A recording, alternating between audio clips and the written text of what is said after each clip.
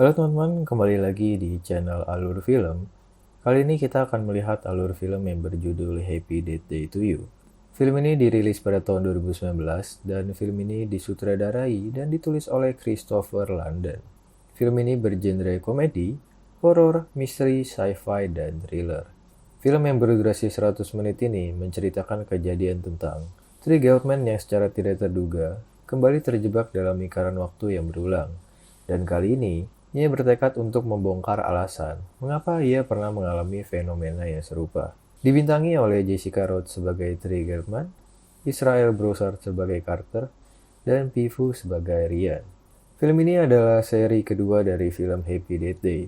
Untuk teman-teman yang belum menonton alur film Happy Death Day, saya sangat menyarankan teman-teman untuk menontonnya terlebih dahulu. Sebelum kita masuk ke dalam alur film, saya mau mengingatkan kepada teman-teman bahwa ini adalah konten full spoiler. Kalau begitu, langsung saja kita masuk ke dalam isi ceritanya. Film dimulai dengan Ryan yang terbangun di dalam mobilnya. Setelah ia bangun, ia berjalan menuju kampusnya, yaitu kampus Bayfield. Di saat ia ingin masuk ke kamar asramanya, ia diusir oleh Carter dan mendapat panggilan dari Samar. Samar meminta Ryan untuk datang ke lab mereka lewat telepon. Ryan yang telah sampai di lab mekanika kuantum diberitahu oleh Andrea bahwa Siri, proyek sains mereka bertiga, telah berhasil dengan sendirinya. Kemudian, Dekan Bronson datang ke lab mereka. Maksud kedatangannya adalah untuk memberitahukan kepada Ryan bahwa Sisi, proyek sains mereka akan disita oleh kampus. Dengan alasan, ia melihat Sisi adalah proyek yang gagal dan sudah berkali-kali menyebabkan kerugian untuk kampus. Kemudian seseorang mengirim foto Ryan kepadanya. Ryan yang penasaran pun mengikuti jejak orang tersebut melewati foto-foto yang ia kirim. Di saat Ryan membuka ruang gudang di lab kimia kedua, Samar datang dan membuat Ryan kaget. Dan setelah itu, Ryan ditusuk dari belakang oleh orang yang menggunakan topeng maskot bayi. Ryan terbangun kembali setelah ia mati ditusuk. Namun, kali ini ia merasakan sesuatu yang aneh. Ia merasa kejadian-kejadian yang ia lewati dalam perjalanan menuju kampusnya terasa sudah pernah ia alami. Namun, kali ini Ryan memasuki kamar asramanya dan mengatakan kepada Carter bahwa ia sedang mengalami deja vu. Namun, Trey yang kebingungan menanyakan beberapa pertanyaan kepada Ryan. Kemudian, Trey menjelaskan apa yang terjadi kepada Ryan.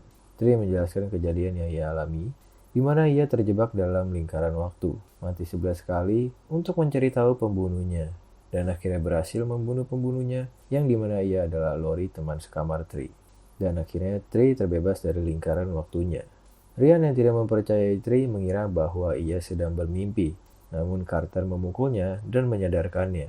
Kemudian Trey meminta Ryan untuk membawanya ke tempat kematiannya. Di sana, lagi-lagi Ryan dikagetkan dengan Samar karena menggunakan topeng maskot bayi. Trey menanyakan kepadanya di mana ia menemukan topeng itu, dan Samar menjawab ia menemukannya di lorong kampus mereka. Kemudian Dekan Bronson datang dan mengatakan hal yang sama kepada Ryan dan membuat Trey penasaran terhadap proyek sains milik Ryan. Di saat Ryan menjelaskan tentang Sisi dan cara kerjanya, Trey menyadari bahwa Sisilah penyebab terjadinya lingkaran waktu. Andrea menyadari fungsi Sisi setelah mendengar cerita Trey, bahwa fungsi sebenarnya Sisi adalah mengulang waktu, bukan memperlambat waktu. Kemudian Carter memberikan ide kepada Ryan untuk menunggu di tempat yang aman sampai selesai dan mereka menunggu di stadion kampus mereka. Trey merasa apa yang ia alami ironis karena ia berpikir ia terjebak di dalam lingkaran waktu untuk menghadapi kematian ibunya. Namun, ternyata yang sebenarnya terjadi hanyalah kesalahan ilmiah. Lalu, kampus mengalami keadaan darurat dan seluruh mahasiswa diharuskan keluar melewati pintu darurat. Ryan yang terpisah dari Trey dan Carter melihat pembunuhnya mengejarnya. Ia pun langsung berlari untuk menyelamatkan diri. Di saat ia hampir dibunuh, Trey datang dan berhasil menyelamatkannya. Namun setelah mereka membuka topeng pembunuh tersebut, mereka terkejut karena ia adalah Ryan. Mereka berdua meminta Carter dan Trey untuk membunuh satu sama lain.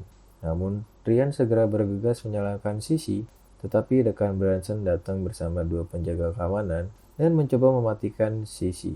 Namun usaha mereka gagal karena dihalangi oleh Ryan, dan Sisi pun berhasil dijalankan dan mengakibatkan semua orang yang berada di dekatnya terpental. Lalu scene berpindah ke tanggal 18 September, hari di mana Trey terjebak dalam lingkaran waktunya. Tri yang kembali ke lingkaran waktunya sangat marah dan bergegas pergi ke lab kimia Rian untuk mengaktifkan Sisi dan membebaskannya dari lingkaran waktunya. Sebelum itu, Tri pergi ke asrama wanitanya untuk membunuh Lori. Namun, kejadian yang ia alami kali ini berbeda, di mana Lori tidak membuat cupcake beracun untuknya di hari ulang tahunnya.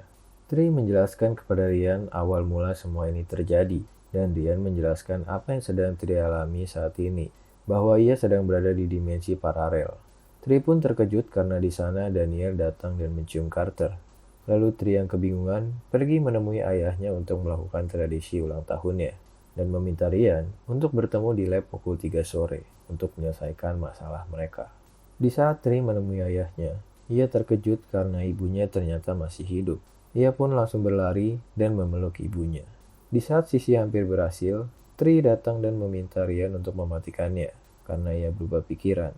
Di malam hari, Tri merasa aneh karena memori-memori yang tersimpan di handphonenya bukanlah memori miliknya. Tri melihat berita bahwa Toms masih hidup dan bergegas ke rumah sakit untuk membunuhnya. Dia melarikan diri dari pembunuh yang ia kira Lori, namun Lori tiba-tiba datang dari lift dan menyelamatkannya.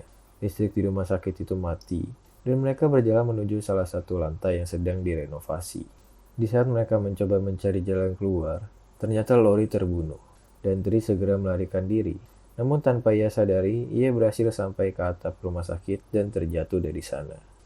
Tri kembali terbangun dan memastikan dimensi ia berada, dan ia masih berada di dimensinya saat ini. Tri datang menemui Rian untuk memintanya memutuskan lingkaran waktu yang Rian buat, karena Tri ingin tetap berada di dimensi sekarang ia berada. Tetapi, agar bisa menutup lingkaran waktu yang Rian buat, mereka harus melakukan banyak uji coba untuk mendapatkan algoritma yang tepat. Dan hal itu memakan banyak waktu berhari-hari bahkan sampai berminggu-minggu. Masalah kedua datang yang dimana mereka tidak dapat mengetahui perkembangan mereka. Karena di saat siklus mengulang, semua yang mereka ketahui akan hilang dan kembali ke langkah pertama. Carter memberikan saran untuk Tri menghafal semua hasil uji coba mereka.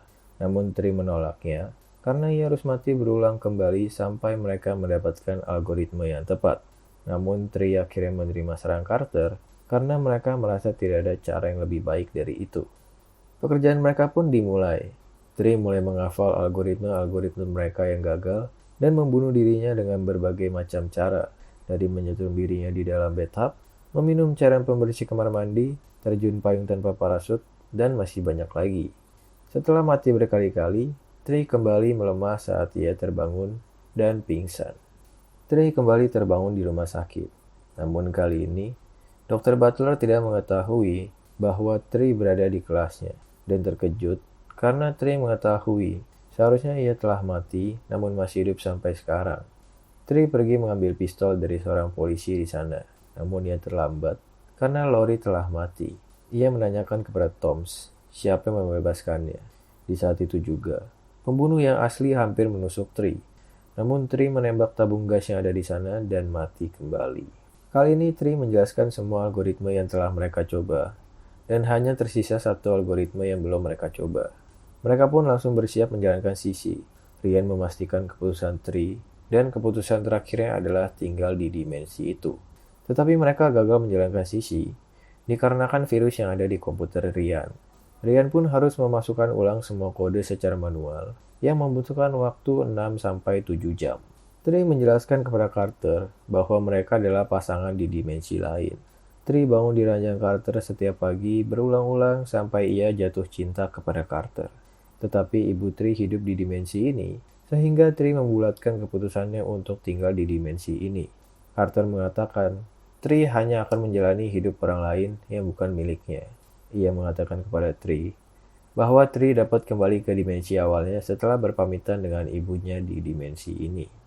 Tri pergi menemui ayah dan ibunya, dan ia meminta kepada mereka untuk membawanya sejauh mungkin dari kampus. Di waktu yang bersamaan, Rian telah selesai memprogram ulang Sisi. Di hotel tempat mereka beristirahat, Tri berbincang-bincang dengan ibunya mengenai keputusan sulit yang harus kita ambil di dalam hidup ini. Tri melihat berita bahwa Carter mati di rumah sakit. Karena Rian tidak mengangkat telepon, dan Tri tidak ingin Rian menutup siklusnya, Akhirnya Tri memutuskan untuk membunuh dirinya dengan menabrak gardu listrik yang berada di dekat hotel ia berada. Tri terbangun kembali dan memutuskan untuk kembali ke dimensinya kali ini. Tri mulai berpamitan dengan Lori dan Daniel. Lalu ia akhirnya berpamitan dengan ibunya dengan memeluk dan merayakan ulang tahunnya bersama ibunya untuk terakhir kalinya. Sebelum ia kembali, Tri mengucapkan terima kasih kepada mereka karena telah membantunya kembali ke dimensinya. Namun, Dekan Branson datang, mematikan dan mengambil Sisi. Mereka pun mulai menyusun rencana untuk mengambil kembali Sisi dari kantor Dekan Branson. Mereka meminta bantuan Daniel untuk menjalankan rencana mereka. Daniel berperan sebagai murid pertukaran yang buta dan mengambil kunci ruang Dekan Branson. Selagi mereka mengambil Sisi, Daniel berusaha untuk menyibukkan Dekan Branson. Setelah mereka mendapatkan Sisi, Ryan langsung menyiapkannya. Sementara itu, Tri pergi ke rumah sakit untuk menyelamatkan Lori. Tri berhasil membunuh Toms dan menyelamatkan Lori. Namun di tengah perjalanan, mereka bertemu dengan Gregory.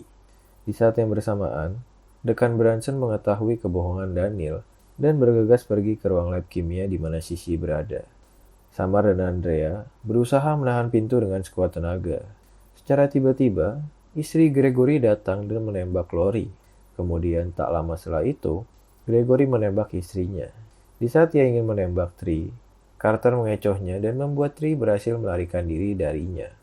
Gregory pun mati tertusuk obeng yang dibawa oleh Tri. Lori yang masih hidup segera dibawa perawat untuk diselamatkan. Para petugas keamanan kampus pun berhasil masuk. Namun, Samar dan Andrea masih mencoba menahan mereka dengan segala cara. Sisi pun berhasil berjalan di saat Tri mencium Carter. Lalu Tri pun berhasil kembali ke dimensinya dan langsung memeluk Carter. Scene berpindah di mana Dr. Isaac Parker yang mewakili DARPA datang dan membawa mereka berlima dan juga Sisi ke kantor DARPA. Dr. Isaac mengatakan bahwa Sisi, mesin yang mereka ciptakan sungguh mengagumkan dan ingin meminta bantuan mereka agar ia bisa memahami cara kerja Sisi. Tri yang telah mengetahui algoritma yang tepat dapat menyelesaikan masalah yang mereka miliki. DARPA ingin mengurung seseorang di dalam lingkaran waktu dan orang yang menjadi subjek mereka adalah Daniel. Kemudian film pun selesai. Terima kasih untuk teman-teman yang menonton sampai akhir video ini. Like dan share video ini jika teman-teman menyukai konten ini. Dislike jika teman-teman kurang suka konten ini, dan ketik di kolom chat masukan teman-teman untuk channel ini. Sampai berjumpa di alur film selanjutnya.